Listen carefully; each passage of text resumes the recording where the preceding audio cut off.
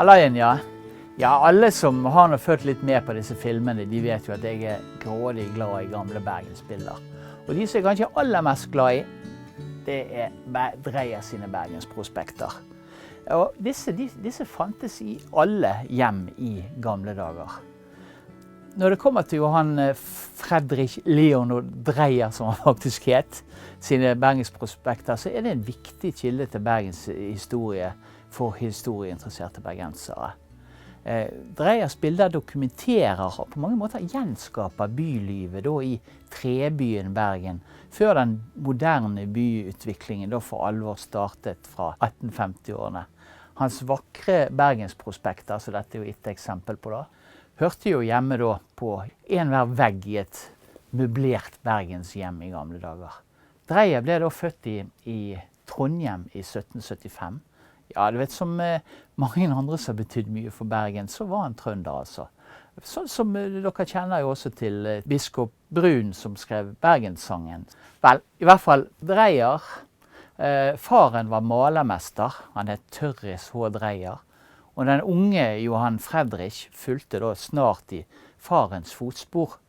Og som andre malere på slutten av 1700-tallet malte han vegger, laget dekorasjonsmaling og drev med bildemaling.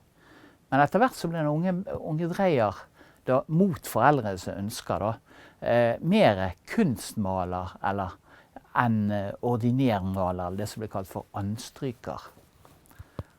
Men Dreyer måtte jo som andre bilder eller kunstmalere på begynnelsen av 1800-tallet ta alle slags oppdrag for å ha et inntektsgrunnlag. Han laget derfor snart prospekter, skutebilder, portretter, folkelivsbilder og mye mer. I august år 1800 så kom den unge Dreyer for første gang til Bergen. Han var tegner og kanskje også tolk for ekspedisjonen til en italiensk eventyrer og forfatter som het Giuseppe Ackerby. Ekspedisjonen kom til Bergen, og senere så utga jo faktisk denne ekspedisjonen et stort verk som het Travels through Sweden, Finland and Lapland to the North Cape in the year 1798 to 99. Et eller annet sånt. I hvert fall, den unge Dreyer kom til Bergen, tok inn hos tollbetjent Skjølberg ved tollboden. Og i september så tilbød han tegneundervisning i avisen. Så ellers så det står i avisen, skulle noen ha lyst til å la seg informere i tegnekunsten, tager jeg med herved den frihet at rekommandere meg, ikke noe mindre. Ja. Selv om Dreyer kom til Bergen i 1800, så ville han egentlig forlate Bergen. Men han kom seg liksom aldri herifra Og etter hvert så han i 1808 giftet seg med frøken Berthe Frøkenell. Og fikk en datter i 1809.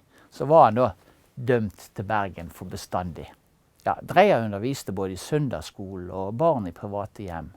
Og maleren Isedal var selv blant Dreyer sine elever og ga senere hans undervisning veldig mye ros. Etter hvert så ble likevel Dreyer sin egen tegning og maling en viktigere inntektskilde enn undervisning. I 1803 så laget Dreyer sitt første større Bergensprospekt fra sjøsiden. Det er omtrent det motivet vi ser her. Motivet i utgangspunktet påvirket av tidligere prospekter av byen. Og visst nok var bybildet i biskop Pontoppidans Norges naturlige historie fra 1752 det store forbildet. Ja, byen er begge steder tegnet i fugleperspektiv. Men Dreyer, som vi ser her, har et lavere fokus, og også en bedre landskapsforståelse. Og også arkitekturgjengivelsen er bedre enn hos Pontoppidan. Ja, Bergen fra sjøsiden, gjerne under en blå, lettskyet himmel, omkranset av byfjellene, ble siden et av hovedmotivene i Dreyers Bergensprospekter. Og det finnes utallige utgaver av dette egentlig som ble laget mellom 1803 og 1833. Dreyers prospekter ble først utført med blyant, og siden fargelagt. Ja, dette ga ifølge kunsthistoriker Knut Ormhaug bildene hans et lineært preg. Eller som han skrev, Dreyer var først og fremst tegner og ikke maler. Ja, hovedbildet vårt som vi ser her, er fra 1827. Det vet vi, for det er faktisk skrevet inn her med blyant nede i hjørnet. Og dette er et av de vanlige Dreyers-prospektene fra Bergen, som viser da byen i fuglesperspektiv. Her ute fra Sandviken og til bort på Møhlenpris. Ja, Dreyers prospekter var jo så andre prospekter i samtiden, hva skal vi kalle det, objektive, nøytralt beskrivende portrettlandskaper med arkitektur som et viktig element i bildet, sitat professoren. Ja, Bergen, som vi ser, ligger jo da sentralt innrammet av Sandviksfjellet, av Fløyen og av Ulriken. Og nederst i bildet så har da Dreyer presset inn Kristiansholm. Det vi ser her. Eller det som ble kalt for Tjuvholmen i gamle dager, for det var her man hengte tyver. For å fremheve viktige bygninger, så er de tegnet litt større enn naturlig. Hvis vi ser her, så ligger kirkene veldig sentralt i bildene, men de er litt større enn det de egentlig normalt ville vært. I selve byen så fokuserer Dreyer mest på nordlige delen, der både Bergenhus og Bryggen, bokstavelig talt, hva skal du si, lyser imot oss. Og ved Bradbenken så ser vi at her blir det kjørebrett, eller kjærebrettet et skip. Mariakirken, den blir litt sånn anonym her bak Bergenhus. Mens Korskirken og Domkirken, de ser dere jo her, de er jo så å si, de ruver rett og slett over bylandskapet. Eller så andre bygg som vi ser veldig godt. Vi ser rådhuset her, og vi ser Nykirken her utover mot Nordnes. Og ikke minst så har vi Tollboden i bildet her. Og alle disse byggene er litt sånn forstørret, som vi sa, i forhold til omgivelsene. Ute med Fredriksberg så har vi da Nordnespynten, som ligger jo da fint i bildet.